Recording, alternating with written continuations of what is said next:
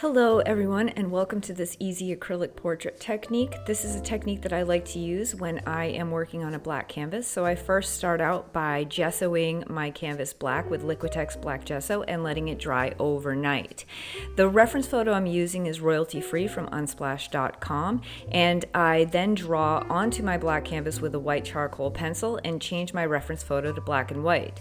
The reason I do this is because it's going to be much easier for your colors to show up if you do a grayscale portrait first. So using burnt umber, ultramarine blue, and titanium white, I create a value scale, and then I place them all on my wet palette so that I am ready to go and my paints aren't going to dry out.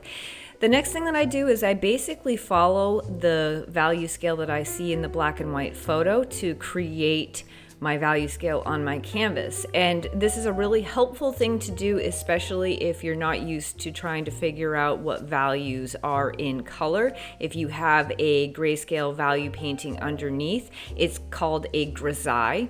And this will help you to establish your values before moving on to color, and it's going to take a little bit of that guesswork out of the equation. One of the great things about working on a black canvas is that your darkest value is already established. So if you are working on a white canvas and you have a really dark background, you are going to spend a lot of time trying to get black onto that background. However, when you're working on a black gessoed canvas, you're just going to be working up from your darkest value, and you don't have to continually try and get at really dark value on the canvas on a stark white canvas. The only drawback I would say is when you're working with acrylics, when you have your lightest values, which would be the reflections on the nose and some of those really bright areas, depending on the reference photo that you're working from, you will probably have to go over those areas again with titanium white, because underneath it is a very dark surface and it will show through. So once you get your lights on, let them dry, go over them again, because you will have to reestablish those really light values on your canvas. But as far as the dark values are concerned, it's your choice really. Either you're going to be spending a lot of time painting your darkest values on a white canvas, or you're going to have to do a couple of layers of your lightest values on a black canvas. I prefer it this way just because I can see everything emerging, and it's easier for me to work from the darkest parts to the lightest parts. So working in patches is a great way of doing this, and you can put small patches of gray. Once they dry, you'll be able to see if they're the correct value, because acrylics always dry a bit darker, one shade darker, I would say, than how you put them on.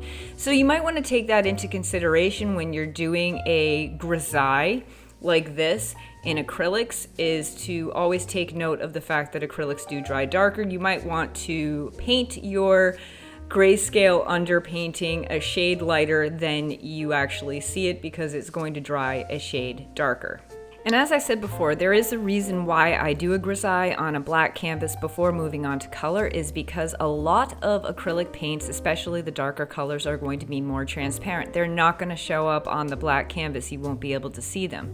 So establishing a value scale painting or a grisaille underneath is going to allow your colors to show up, especially if you want to use any kind of glazes. This is going to be a great way for you to not only still be able to see your values underneath once you start adding color, but it's also going to make it so you can see your colors at all. And that's kind of an important thing when you're painting, is to be able to see what colors you're actually putting on your canvas. So now we can go on to adding color, and because acrylics dry so quickly, it's very easy to make that transition. For this painting, I decided that I wanted to use more abstract colors. I'm not going for realistic skin tones. I'm not trying to make it a realism painting.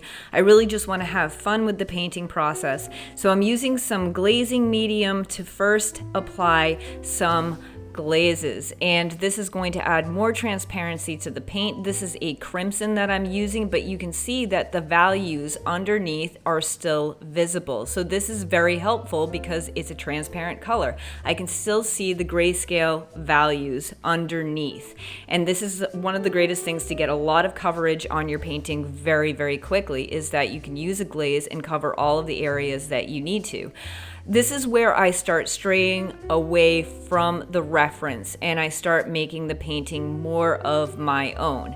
She's not going to look exactly like she does in the reference photo, and I'm going to be using colors that you wouldn't normally think to use. Like for the shadow areas, I'm going to use some blues. I'm mainly matching the value, not the color that's in the reference photo. In fact, I'm not looking at the reference photo at all. I'm just paying attention to the values of color that I'm putting on the painting.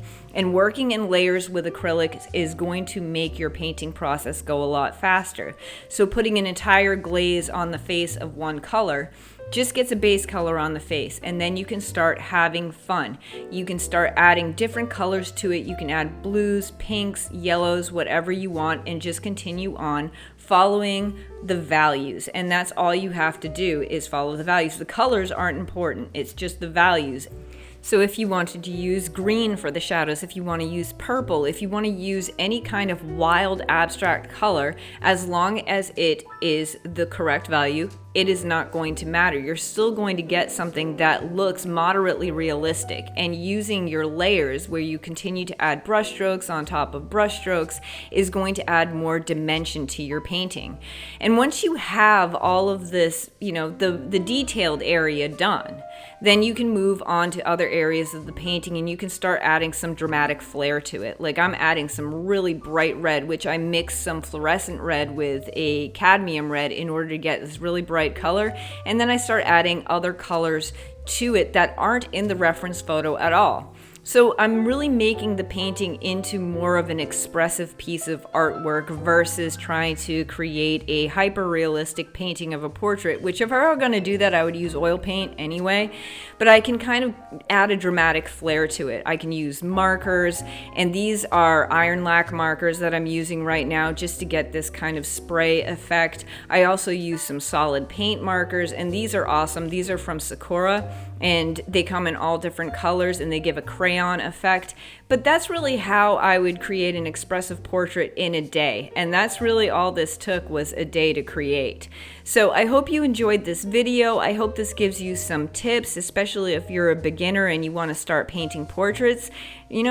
This is one technique that you can use in order to create an expressive abstract portrait. Okay, I hope you have a wonderful day. I love you guys, and I will see you next time. Bye.